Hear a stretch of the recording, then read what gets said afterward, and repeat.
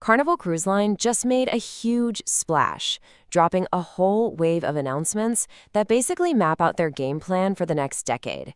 We're talking brand new ships, revamped destinations, and a whole new strategy.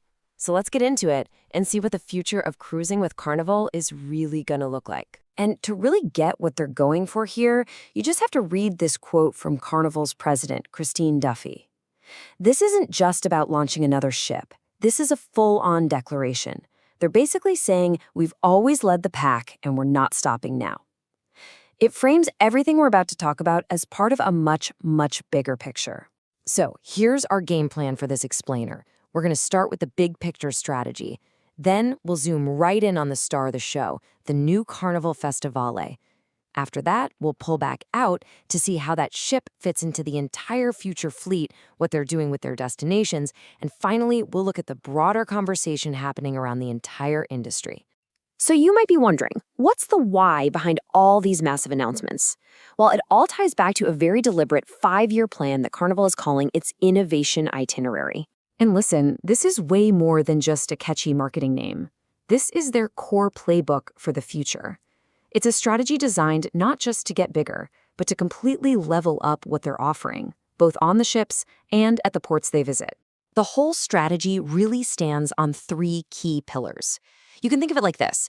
Number 1 is the hardware, the ships themselves, making them the most fun at sea. Number 2 is the software, all the experiences and amazing destinations.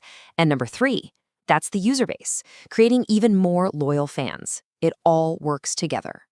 Okay, now for the part you've been waiting for. Let's zoom in on the main event, the centerpiece of this whole announcement, the next brand new ship to join the Carnival family.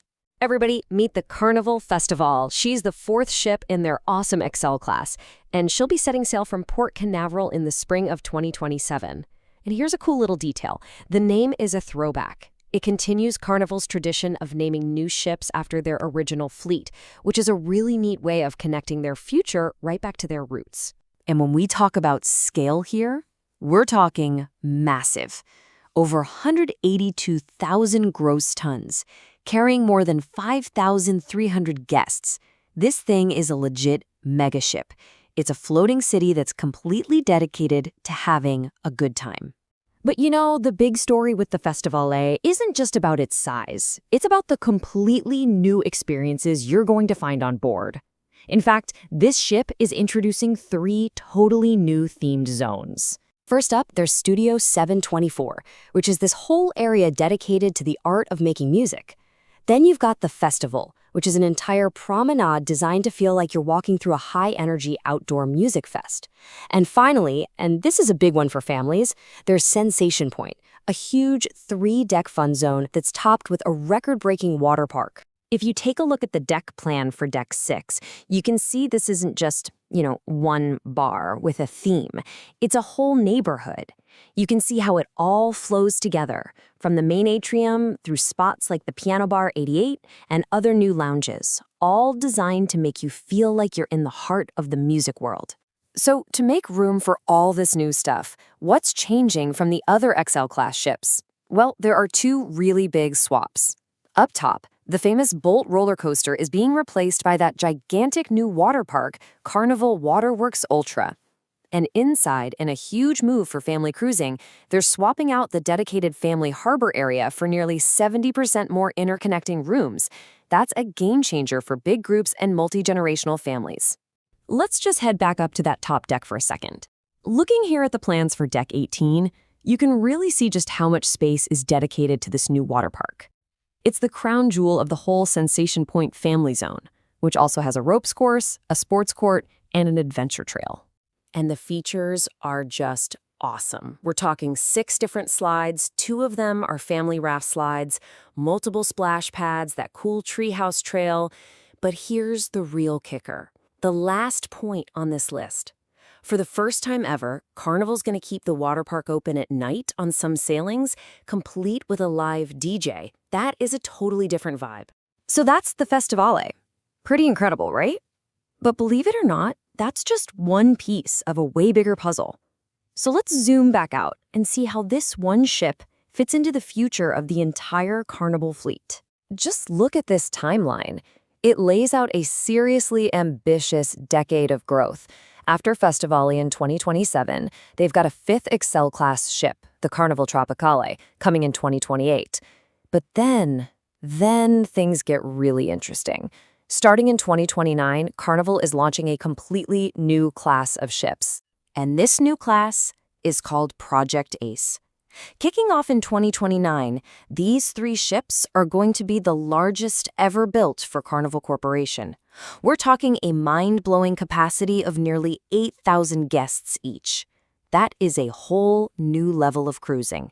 Okay, so when you have ships that can carry almost 8,000 people, you need more than just a place to sail. You need destinations that are actually built to handle that kind of crowd. And that brings us to the next piece of the puzzle.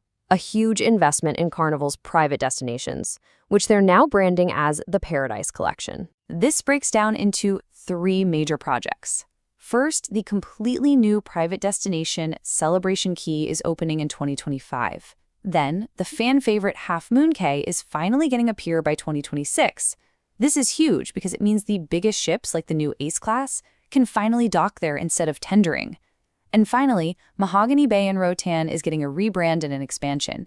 It'll be called Isla Tropical. Now, all this talk about bigger ships and more exclusive destinations naturally leads to a bigger question. What's the environmental impact of all this growth? So for our final section, we're going to zoom all the way out to look at that context, using some data from transport and environmental groups. Take a look at this number, 509 tons. That is the amount of sulfur oxide that just 214 cruise ships emitted around European ports in a single year, back in 2022. Now, to help you wrap your head around that number, check out this comparison. A study by Transport and Environment found that those 214 cruise ships belched out 4 times more of that specific pollutant than all 250 million cars on the entire continent combined.